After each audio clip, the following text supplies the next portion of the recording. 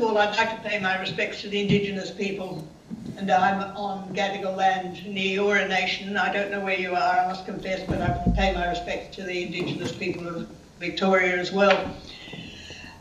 And I want to start talking about I'm a sociologist, and I'm also a sort of stirrer generally. I've been very much involved with women's issues. My current position is as an adjunct professor at the Indigenous unit at UTS, so I've been doing a lot of things around Indigenous policy. And generally, I have this passionate desire, I'm not quite sure where it came from, maybe my background, to actually try and fix the world, to mend the world. I discovered actually I've got Jewish background, that actually is one of the phrases that it used within Judaism, even though I'm not a religious and practicing Jew. And maybe some of my passion for trying to create a more civil society comes from the fact that I was a refugee child because my parents were Jewish and we fled Hitler, and I lived in England as a refugee during the war. And it always puzzled me how we could have a society, a nation, that had excluded and expelled people like me and afterwards killed large numbers of them. And I think that gave me a passion to try and change the societies we were in so it couldn't happen. So when I see some of the things that are happening in Australia today, it worries me because I can feel a sense that maybe we're going down a path of becoming a much less civil society, a much more nasty, divisive and aggro society, much less inclusive than we've been in the past. And that really does worry me.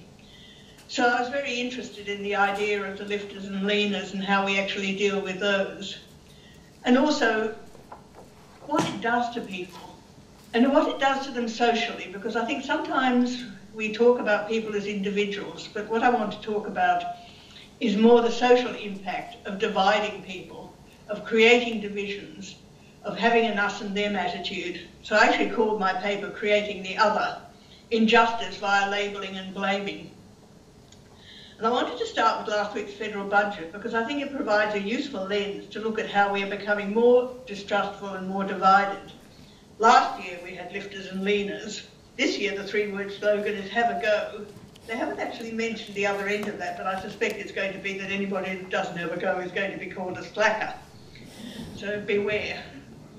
The net result is a decreasing level of what I've called social capital. Some of you will maybe remember the fact that in 1995 I delivered the ABC Boyer lectures and I called them a truly civil society. And in that time I was talking about the dangers we were running into of running down social capital. Because social capital is a trust and goodwill between people, and that is an important part of who we are and what we are. And when you exclude one group, when you actually exclude lots of groups, when you create divisions in the society, you create injustices. But you also diminish the level of trust and comfort that people have with strangers, with people they don't know, with situations that are difficult. We remove the capacity for resilience, for fairness, and all of those other things that are actually important in living in what I would call a more civil society. We are growing financial capital. I'll be interested to hear Warwick Smith's views on these things, but we are not growing social capital. We create out-groups. We blame people that don't fit in, the economic image of economically productive people. It's the only people that seem to count these days. And that is painful for the excluded. But I think one of the debates that we've got to have is we've got to start talking about it, that it damages us all. One of the problems I've had for a very long time, and it's probably partly a bit of a product of this sort of particular economic type in and out group language, is we very often talk about the poor. We talk about the disadvantaged. We talk about the out groups, but we talk about them in the way that makes them them, that makes them not part of the society that we are, makes them outsiders. And that's why I want to get away from that idea of othering people and to say very clearly, and I go into it in some detail in my speech, that when we damage others, we damage the social system so we all suffer. And that's quite interesting because there has been evidence that the less equal a society is, the more people at the top also suffer disadvantages than people at the bottom. So there's an argument for us all to be able to see a more equitable and more just society as for the benefit of all, And I think that's an important thing to talk about, because otherwise it's a case of doing things for them, not doing things that change things for everybody, or at least make sure that there is no us and them in the debate. I think there's actually a bigger threat. I went to a discussion last night at one of my local bookshops with somebody who was talking about the diminishing thing of representative government, because I think we are actually need to think about what the inequalities are doing in creating them in a more toxic society. It's really obvious from the electorate that they're not happy with what's happening in politics at the moment. They're not happy they weren't happy in Queensland. They got rid of a first-term government. Everybody said it wouldn't happen. They weren't happy in Victoria. They got rid of a first-term government. Everybody said it wouldn't happen. Will we get rid of a first-time federal government? Well, who knows? We didn't get rid of the New South Wales one, so it's obviously not necessarily happening. But when you get much more volatility amongst voters, and also move away from the two major parties that have tended to hold power and that their vote is diminishing as a proportion of the total vote, it raises serious questions of how far the politicians are actually talking about things that are important to us and how far they're just talking about things which they see as important to them. So I think that what we've got to look at, and look at very clearly in the budget at the moment, is our political leaders are trying to promote the increasing inequities of our society as not being the fault of the social system, but being the fault of the individuals, those who fail to make it. This story conveniently ignores the structural barriers that protect the powerful and let them off the hook by assuming they're not responsible for giving us more equity and more fair go. So I thought I'd have a quick look at last week's budget offerings and look at some of the inequities that are still built into it, even though it's been claimed to be fairer than the one that we actually had the year before. First of all, just generally in Australia, the evidence is that the rich are getting richer, but they don't face any serious cuts in their concessions or their advantages in this budget, and the poor are getting poorer. For instance, there's no extra payment at all for New Start. Public services such as healthcare and community services are being cut. And there's lots of punitive changes left over from last year which are still on the books. But I also wanted to look at the new programs, because there's been a lot of fuss in the last few days about the fact that they've changed, the leopard has changed its spots, the government has changed what it's doing. And one of those is the reduction of childcare fees paid by lower income workers. Now, everybody thinks childcare, most of us think childcare is a really good idea. It's an area that I've had a long involvement in, and so it made banner headlines. This is going to change the whole basis of working women. This is going to make it cheaper for them to go to work. Lower income women would actually be able to pay less for childcare. And then you actually took a look at what the conditions were around those childcare cuts, and I think they illustrate some of the points I'm trying to make. First of all, we're not going to get any cuts to the amount of money that we pay for fees unless the Senate also passes Family Tax Benefit B, the abolition of Family Tax Benefit B for children over the age of 6. Now, Family Tax Benefit B goes to single parents and it goes to single income families where there's only one earner, and therefore they can't earn as much as when you've got two earners in the family. And it's a compensation for that particular situation. And it's designed for families with children. So by taking it away from single parents and families families with single incomes, and the youngest child is 6, what you're basically saying is, and it's the same thing that turns up again in the childcare thing, is once your child turns 6, go and get a job. If you take a look at the entire justification for the childcare cuts, it's done on the basis of cutting of getting more women into the workforce. The entire justification for the childcare funding now is that we need more women to get into paid jobs so that they can make their contribution through paid work. Let's ignore the amount of work that mothers put in, particularly when they've got children, which is unpaid. It's a particularly nasty way of formulating things, and I've been involved in childcare lobbying for a very long time, because what it does basically, it says childcare is an economic program. It is only there, and I must admit that some of us who've been lobbyists have been guilty of doing this, it's only there because it's going to increase women's workforce participation and therefore gross domestic product. We have to get women into the workforce, despite the fact there's actually not enough jobs for them, because it's really important to increase the number of women in the workforce. even though at the moment we've actually got more vacancies than we've actually, fewer vacancies than we've got job hunters. We've got something like 160,000 vacancies and 800,000 people claiming to be looking for work at present. So that doesn't actually seem to suggest that we actually need a whole lot of new people in the workforce. But the entire justification for the Children's Services Program is that mothers will go in the workforce, never mind the children. And that is shown because one of the nastier cuts that goes with this, which will affect areas like yours, particularly in some of the rural areas, and I'm sure there's people there from rural areas, is if you don't have a work-related need for childcare, your child will now get no subsidy for their children, for attending any form of childcare. They'll get preschool in the year before they go to school, that's all. Because the assumption is that if you're not in the workforce, you can take care of your own child. Now that completely ignores the needs of children. It completely ignores the fact that kids, particularly when they turn around 3 or 4, do need some time away from their mothers, and the mothers need some time away from the children, particularly, for instance, if you've got a new baby or something, you know, other things that you're doing. That's all going to be ignored unless you have a work-related need. Your child is not going to get in there unless you can prove that there's something wrong with you, you're an incompetent mother, or something wrong with your child, and then you might get a few hours on a remedial basis, not because the child needs it, but because the evidence is that if you provide childcare for disadvantaged children at the very early stage, they're more likely to go into the workforce. So again, gross domestic product turns up as a reason for childcare. Now, I've used this as an example because it's one I'm particularly close to, and it's one that annoys me very much, because it really undermines the idea that childcare is a community service, and that's what it was, and we worked hard in the 70s and 80s to make it a community service. It's for the benefit of children and their families. Whether the families then use the time to have a paid job or not to have a paid job is a separate issue. However, the idea that children could possibly be excluded because their mother is not in the workforce really indicates something about where this government is. I'm sick and tired of having every program justified on what it does for gross domestic product, which one can take a look at and find out that A, it's gross, and B, it's not domestic, and C, it's not product.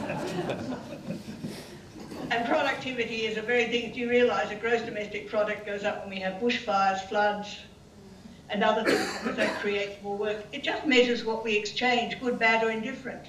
Gross domestic product goes up when crime goes up, because you have to replace all the goods that do it. So, I mean, increasing gross domestic product is not necessarily a good, but it's one that's being used as the excuse for paying for a whole lot of things there, and it does ignore the fact that a very large proportion of what people do, including a lot of the people that are going to be involved in these sort of childcare systems, is we contribute to social well-being with unpaid work, and guess what? Unpaid work can't be counted in the economic stuff because it doesn't involve an exchange. So it ignores all of the work that we do with our own children, all of the volunteering we do in other situations, because that's not seen by economists as valuable because we can't count it in the economic. So I think we need to sort of look seriously at whether or not that's the sort of childcare model we want. And I do think it raises very clear ideas of what the government is doing it for. Not for the children, not for the mothers, not for the society, but in search of additional productivity. The other area that I was going to actually take a look at, which relates back to that one, is the paid parental leave issue, where the government really put its both feet in its mouth and bit various toes off in the process, I think.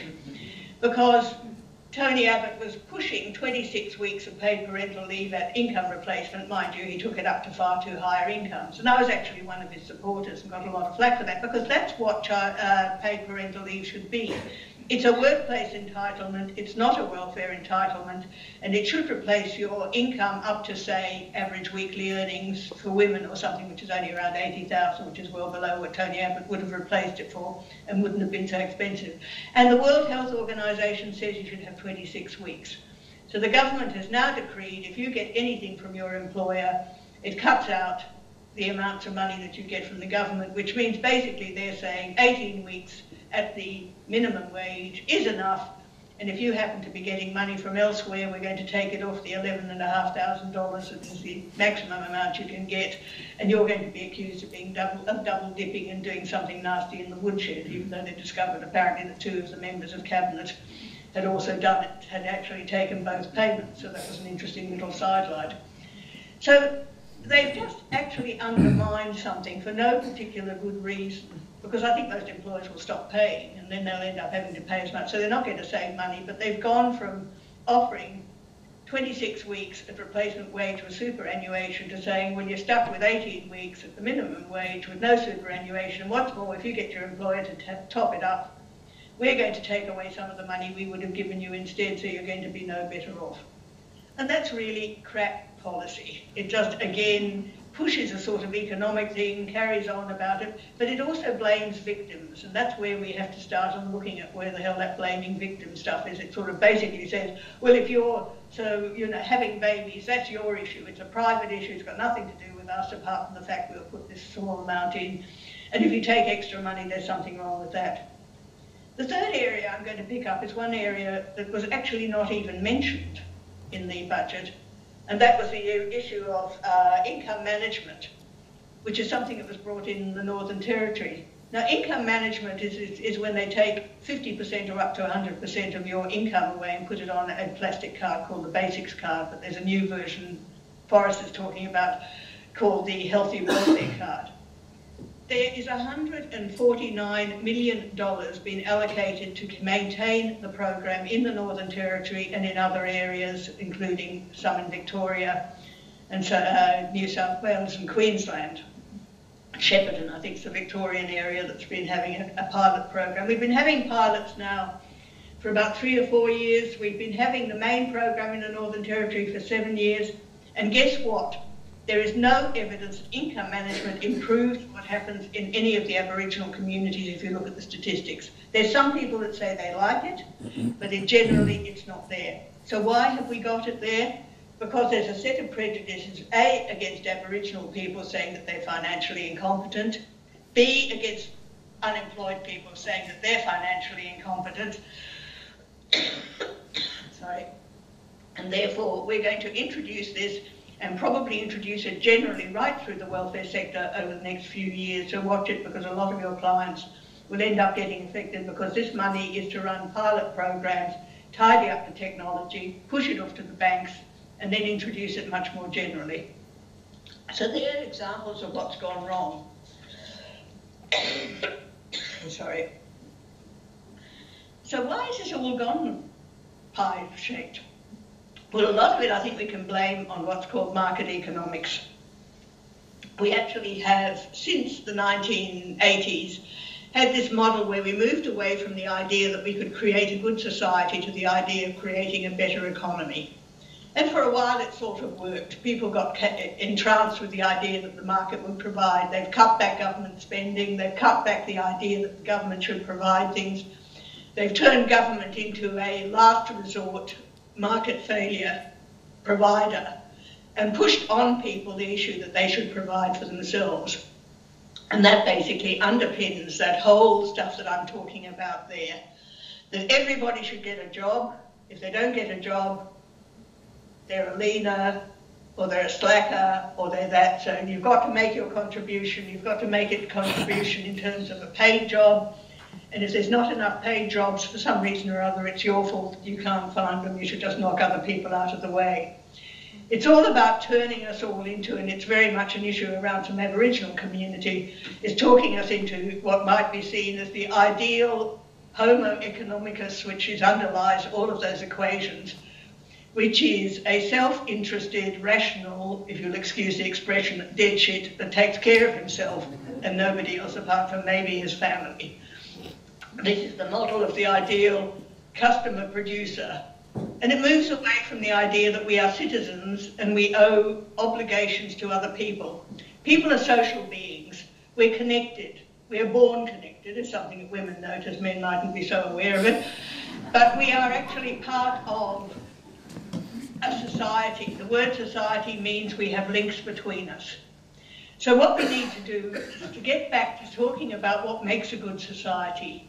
we need to start talking about how we actually create a good society, how we create the level of social capital, of trust and well-being that we need in order to create a resilient, competent society. Yes, we need to work out how we pay for it, but we pay for it through the fact that we actually have a sense of goodwill, that there's a sense of hope and trust amongst other people. The current government, and unfortunately to a high degree the opposition, which started things like income management and some nasties in the welfare sector as well, that they actually pushed these things up as a way of trying to say, if we're economically good managers, we don't have to do anything else. I'm sorry, economics is a very limited discipline. As I said, it can't cope with emotions, it can't cope with relationships, it can't cope with ethics, it can't cope with any of the things that are basic to running a good society. So why we actually have the level of economic debate where we bang on interminably about surpluses and deficits, and bang on interminably about being in the workforce and being individual contributors and taking care of ourselves and not being dependent on the state and not having to depend on other people, I don't know. We've got this really nasty individualist streak which has been coming up for the last 20 to 30 years since neoliberalism really took control of it. It's running through the examples I gave you of government policy, which is supposed to be the generous thing. It was ran through the idea of government policy at the last budget. It runs through the whole emphasis that this government is putting. You are either somebody who contributes by taking care of yourself and not calling on the public good, because there isn't one, or else you are somebody who is absorbing the public good for your own well-being. And it's a really crappy way of looking at society. I must admit, this comes from basically my feminist background. It also comes from the work that I've been doing for years in the Indigenous community. I value living in a good society. Most of us do. Those things that really matter to us, our relationships, it's the way that we deal with our friends, it's the way we deal with that. What really matters is a sense of fairness. They've now discovered that it's really important to people to have a sense of fairness, and that people actually emotionally react when they see things as unfair until the bits of your brain light up that they've discovered. So it's an emotional reaction, it's not a financial calculation. I think we've got to get back to a debate about how we create a good society, and what I'm calling, at least if we can't make a good society, can we make a society that's more civil? Can we create something where dependency on other people and mutual support is built into what we expect of people, and what we contribute and what we get back from people? Can we get away from the idea that we are all self-interested individuals who make rational decisions? Because we don't. The whole GFC thing is what undermined the idea that the market really works. It's not working now. If you read a lot of the stuff around the whole economic stuff, including from the World Trade Organization and various other groups, they are not sure that the economic stuff is working. Inequality is undermining goodwill. Inequality is actually even undermining economics. That's what what's her name, Christine Lagarde has been saying recently. We actually have the bankers and the investors beginning to worry about the fact that if we don't have a stable, well set up society, that the economy isn't going to work. So I think it's really important that we actually push for a just society, a fair society, a more civil society, and that we offer the alternatives and basically put the economists back to the point that they can actually tell us what to do about those things that they're concerned about. But there's a hell of a lot out there that government should be concerned about, which is not in the economic textbooks, because it's about how we connect with each other, how we relate to each other, and those things which cannot be monetised and costed. Thank you.